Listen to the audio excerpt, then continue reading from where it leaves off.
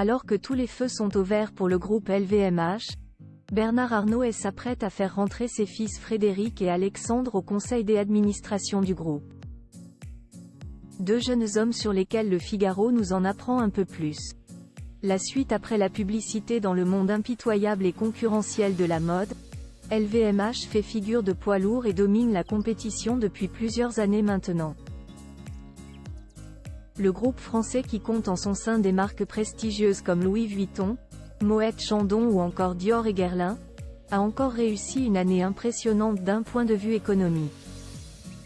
Après 3 années de forte croissance suite au Covid, le marché a connu un retour à la normale, mais la multinationale dirigée par Bernard Arnault continue malgré tout d'afficher d'excellents résultats.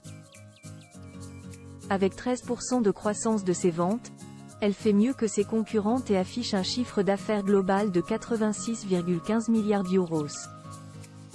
Des chiffres qui donnent le tournis et qui montrent le savoir-faire maison de la famille Arnault.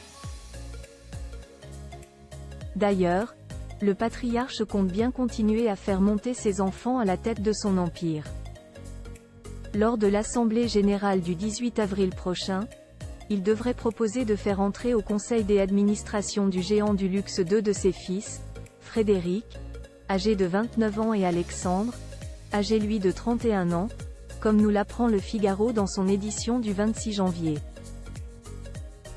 Le premier nommé vient tout juste d'être nommé à la tête de la nouvelle division horlogère de LVMH et il va donc poursuivre sa montée en gamme. Avant eux, Delphine, 48 ans, et Antoine Arnault, 46 ans, étaient déjà rentrés au conseil, respectivement en 2003 et 2006, ce qui signifie que 4 enfants sur 5 du multimilliardaire siégeront au board.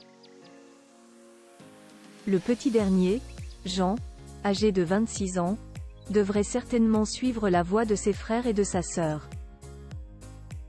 Le brillant parcours de Frédéric et Alexandre. Pour ce qui est de Frédéric et Alexandre, les deux jeunes hommes ont suivi un parcours scolaire brillant puisqu'ils sont tous les deux passés par le lycée Louis-le-Grand, avant d'intégrer le accent aigu École Polytechnique.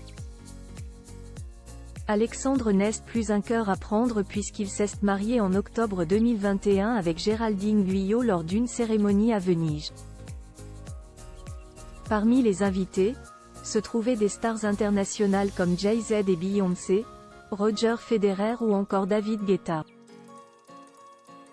La suite après la publicité.